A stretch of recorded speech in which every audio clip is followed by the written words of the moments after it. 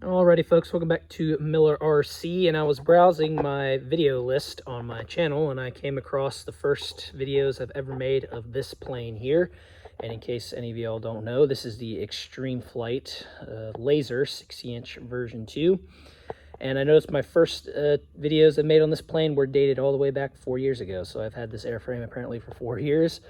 And I don't believe I've ever had a 3D airframe that long or reach that kind of age point. So it's been a really great airframe for me. And I thought I'd go over some tips, tricks, or some things I've found over the years on this plane just to keep an eye out for, as there are a few, and show the improvements I have done to this plane over the years since my first 2 videos. So let's dive right in. Alrighty, so the first thing we're going to go over are the servos, because in case some of you folks don't know, this is on its second set of servos. I was originally running Pro Modeler DS160 CL high voltage servos, and while I'm sure those are great servos for a lot of people, I just didn't have the best luck with them. The resolution just wasn't there for me, and I was starting to lose torque on the rudder with one of them. So I decided to switch them out with these KST MS589s, and they have been absolutely fantastic. They have well over 100 flights on this airframe, and they are still doing really, really well. The resolution is really good, as you can see, really nice and fine controlled movement, and they're still nice and fast at 0.8 seconds. So really, really happy with that. And probably my favorite attribute with these servos is once they return to center, as you can hear, they are dead quiet as soon as you return them back to center. There's no servo whine or no sort of anything like that. Obviously that servo whine is impossible when it comes to ailerons and bigger airplanes, but with these smaller ones, these servos are absolutely dead quiet at neutral, and that is probably my favorite attribute about them. And for having 100 flights on them, the gear train is it is a little bit looser since they were new, but as you can see, it is well within usable range, and they have been really working really, really well. So yes, the KST MS589s have been working well for me. I won't recommend them to you because for whatever reason, there seems to be a lot of different experiences when it comes to servos. You ask one guy about them, they'll say they're great. You ask the other guy, they said he had absolutely horrible luck with them. So same with me, you know, when it comes to the Pro Modeler servos, you know, a lot of people work great for guys, but for me, they just didn't work out for me. So I won't recommend them for you solely for that reason, but if you want to give them a shot, go ahead. For 70 bucks, I think that's how much they cost. I can't remember how much individual MS589 costs. I think they're really great servos. So in that case, that is getting you caught up to speed on the servos on this plane. So kind of the things I've learned or ran into since owning this airframe is about after every 2 flights, the cowling tends to kind of get loose. You know, this is with general XA and 3D flying. And I've gotten to the point where I just deal with it and take the 20 seconds to tighten the screws.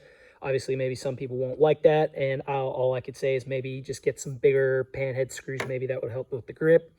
I tried hardening the threads with the CA and all that sort of trick, but it just still kind of ends up getting loose. So after every 2 flights, I just tighten up the screws. You know, it doesn't take that long, so I've learned to deal with it. But that is one of the things I have kind of come across since owning this airframe for as long as I have. And then obviously, I'm sure a lot of you folks are wondering, hey, where'd you get that prop? You know, it looks super sick. And all I can tell you is I was browsing Extreme Flight's website one day. I saw it and it happened to be the perfect or the right size for this plane.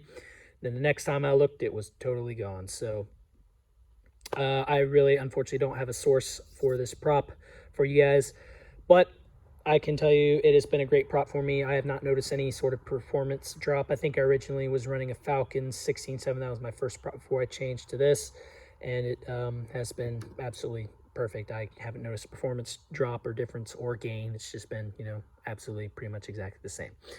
And then this is not the stock spinner that comes with the kit. Their stock spinner is a little bit more pointy and longer with vent holes for the motor.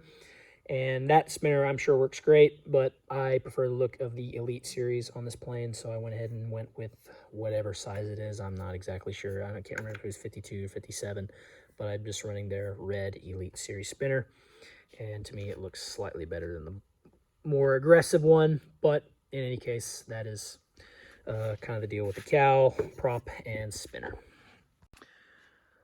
Alrighty, so the inside of this plane has changed just a little bit since my first videos on this, and pretty much the first one being I was originally running a 6-channel Spectrum with the satellite, but I have since changed radio brands and I've gone to FR Sky, and I'm running their TDR6 tandem 6-channel receiver, which both has the 900 antenna there and the 2.4, taking the advantage of the dual band that my X20, FR Sky X20 radio uses, and it's been a great receiver for me. I have not had any problems with it. It's nice and light. It has a nice big bind button, so you can't miss it, and it's been working great. And I was originally powering these servos off a little 2S 450 milliamp LiPo, but my ESC is the Castle Talon 90. In case anybody doesn't know, it has a really powerful BEC in it, which I think is like 20 amps, and it has an adjustable voltage. So I was thinking, you know what? Since that BEC is more than plenty to power these servos, why not just use that? I feel like that's kind of stupid to bypass the BEC and then just run a little LiPo. Obviously, the downside is, though, if I do have a ESC problem or it completely shuts down, I will lose all my flight surfaces, where with the LiPo, I would technically still have control of the servos. But, you know, I really don't have... It's a Castle Talon 90, and it's a very reliable ESC. I've not had any ESC problems. So to save weight, you know, not have to carry 2 batteries with me to the field or whatnot, I chunked that out and decided to go back to the actual BEC in the Talon 90. And then pretty much the only other thing is I'm using different LiPos. In the past, I was using Dynegy 4000 and 3700 milliamp packs. And while they were good, I did change to 3300 60C packs from Liperior. And for the price, I think these are really good LiPos. They're lighter than those Dynegy packs, and I can definitely tell the difference. It flies a little bit better with the plane being lighter and CG-wise, because in my experience, this plane has always been a bit on the nose-heavy side, at least to my personal preference. So I'm always putting my packs at the rear spar, or basically as far as they can go. So I really have been enjoying this plane on these lighter packs. For CG and weight reasons, they've been great. So I wanted to go over that. But yeah, that is the current situation on the inside internals of this plane. All right, so I got a little tool mirror here that I'm going to try to show you all in my opinion, pretty important detail, or something that I've run into as far as owning this thing, or owning this airframe. And that is, if you can see that blind nut right there in the wood. Let me get this focused. There we go. You see that piece of wood where the blind nut is? I had that come off, or pop off, while I was assembling this at the field. So luckily I was on the ground and not in the air when I found this out. But I did want to mention I did have one of those pop off. So I highly recommend that you really make sure that part is really CA'd in, or it's really glued in really well. Obviously that is the connection of your wing, and you don't want to lose that. So I did want to mention that I did have one of those wing mounting blind nuts pop off for me. So while looking on the inside of this plane, you are probably wondering what the deal is with these Aileron servo extensions and what's going on here. And basically, if you all are familiar, my 60-inch Skywing Yak 54 over there has a quick aileron setup and quick latches for the wings, where all I have to do is slide the wings on, get them in place, and then lock the latch, and it's good to go. I don't have to fiddle with any aileron extensions or nothing like that. Unfortunately, I still have to fiddle with bolts for the wings, but I no longer have to fiddle with aileron extensions here by kind of making my own quick connect setup. And that is, I used this little 3D printed plastic part, which was not designed for this plane. As you can obviously see, there's a lot of gaps here. This was designed for something else. If I were to design the part, I'd obviously make it fit in this actual cutout here. But that just wasn't going to happen with this part that was dedicated for another airplane. So I just put a piece of little stick wood here for it to sit against. And this connector just slides into place right there. And then for the wing side, I did something kind of stupid, and I'll admit this, but I'm just running the actual aileron connector itself, which will get a piece of wood. As you can see, it's just glued in right now, but it will get a wood backer on it, so it has something to rest against. Now, what I mean by doing something stupid is I actually glued in the actual aileron servo connector. if you're going to do this, I highly recommend you use an extension instead, because in case this servo goes bad or I have a problem with it, I'm going to have to unglue it and kind of tear this kind of setup out if I have to replace this servo. So if you use an extension, all you have to do is unplug it. You don't have to tear off your glue or your wood or whatever's going to happen. Obviously, you can probably use some C80 bonder or cut around it. But basically, I'm going to have a lot more work in case this servo goes bad. So use a servo extension if you're going to do this instead of just the actual aileron connector. So that's kind of my dumb or dunce area there. But in any case, it does work really good. You get everything aligned, and you can just plug it in, as you can see here, and it works really good. So really happy with that setup. But this setup is new, and like I said, I'm going to put a piece of wood. In fact, I installed it just today. So this is kind of new on the trial list. I'll keep you guys updated on how well this setup is working. But for now, that is what I've got going on now with this Aileron Quick Connect setup. Alrighty guys, so that's pretty much going to be all for the tips, tricks, and things I've found over the years portion of this video since 4 years of ownership with this airframe. Do I still love it? Yes, it flies awesome. You know, there's a reason it's still around for after all these years, is because it flies awesome and it looks awesome, because to me there's nothing like the lines of an extreme flight laser. I mean, the cowl to the canopy shape, I mean, it's just, in my opinion, one of the most gorgeous aerobatic airframes out there. Now, everything has a double-edged sword, right? So I'll give you my pet peeve on this plane, and that is basically red ultra coat. I don't know what it is with this stuff. Maybe someone else has had this experience. I'm pretty sure it's only me. But as you can see, my turtle deck and other areas on the fuse have a lot of wrinkles, and these wrinkles here have been as much as I've never been able to get these out with a heat gun or with a iron on all sorts of heat settings. This is as compact as those wrinkles have gotten. So for whatever reason, this stuff, red ultra coat that this plane is covered in, or aura cover as the factory calls it, has been absolutely the hardest covering to work with out of any airframe I've had, kit or ARF. So yeah, something about this red ultra coat just doesn't line up for me.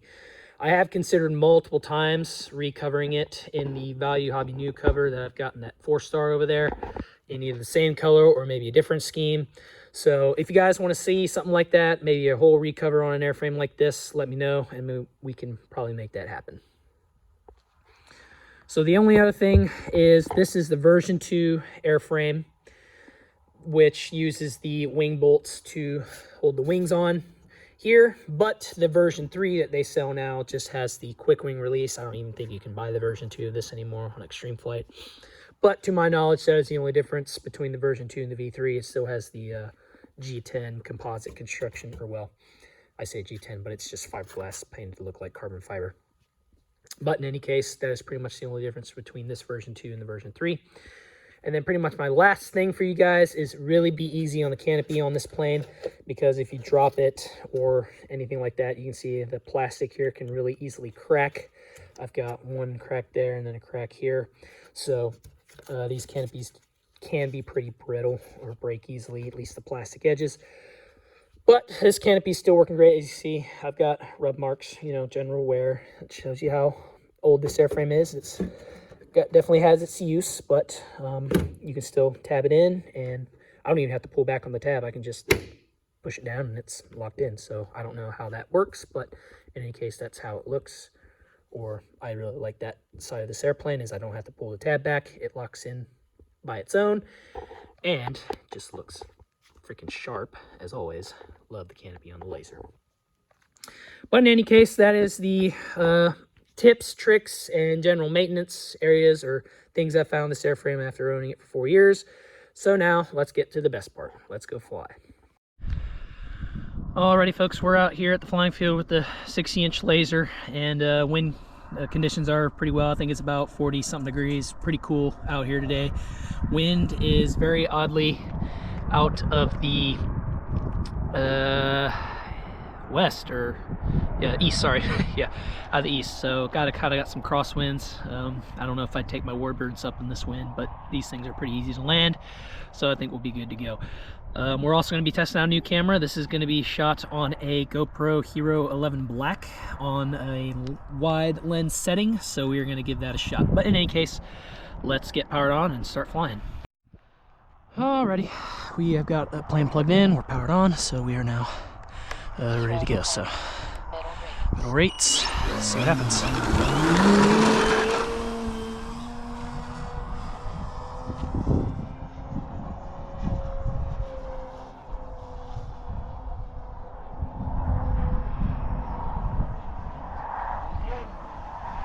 So as mentioned, I've had this airframe for 4 years now, but it is still just as awesome as day one since I bought it. Still just as wild, still flies just as awesome.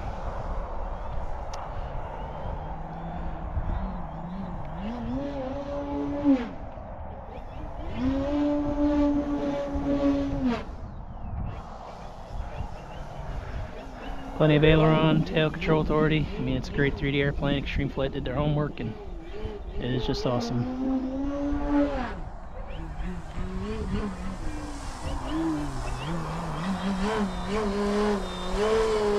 Hover's just awesome. Since I got some wind, it's going to be a little angled, not straight up, but it does hover awesome. Straight into the vertical, and still spins just wild like any Extreme Flight. Knife edge spin right there.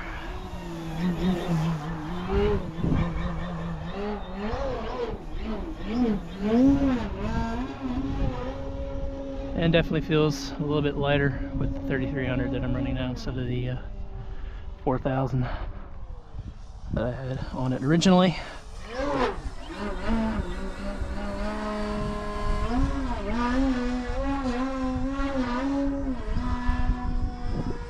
So yeah, it's been an awesome airframe. Can't recommend it enough.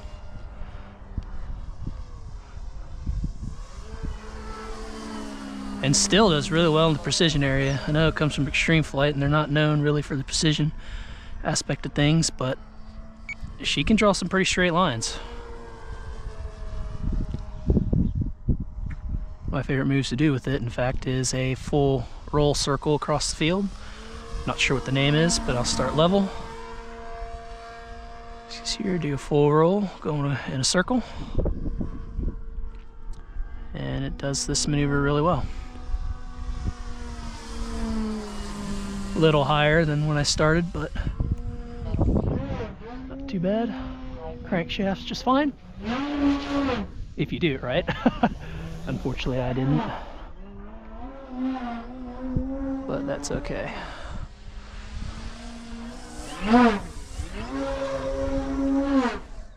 Snap turns just beautifully.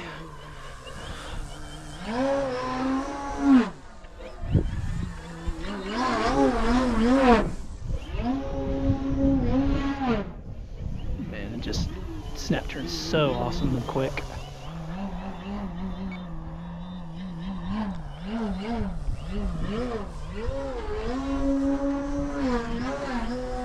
Obviously with the 3300, I don't get as much flight times, but for the performance gain, that is a price that I'm willing to pay.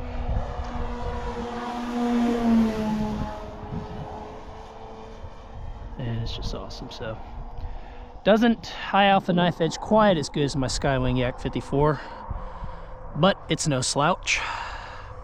So we will do that here.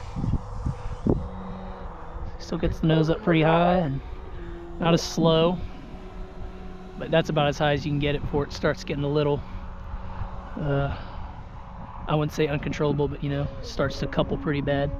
So as an aspect that the Skywing Yak 54 definitely does better is the slow flying characteristics, but as you can see, this one does just fine. Harriers just as beautifully. You can turn it without it dropping a wing on you.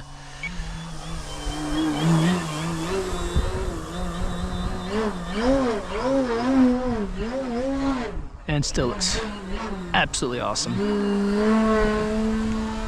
Still love the looks of a laser, man. It does whatever angle this knife edge is, 130 maybe? Not sure, but I do like the looks of this plane when it's doing a 130 knife edge like that. Looks pretty dope. Alright, so timer I think is well ended by this point. Like I said, I only get about, if I'm easy on it I'll get 4, but you know, hard 3D flying is about 3 minutes and 30 seconds.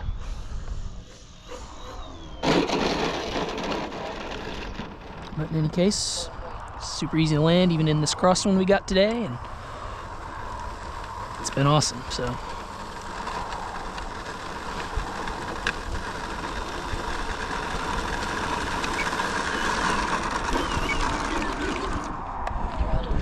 and the servos are awesomely quiet as always. So yes, that is the flight on the Extreme Flight 60-inch laser. Still a favorite airframe of mine. Like I said, had it for 4 years now, and still one of my favorite airframes to fly. Looks beautiful. Nothing like the looks of a laser in my opinion, and is awesome. So anyway, if you guys like this kind of content, make sure you hit like and subscribe, and we'll catch you all on the next one.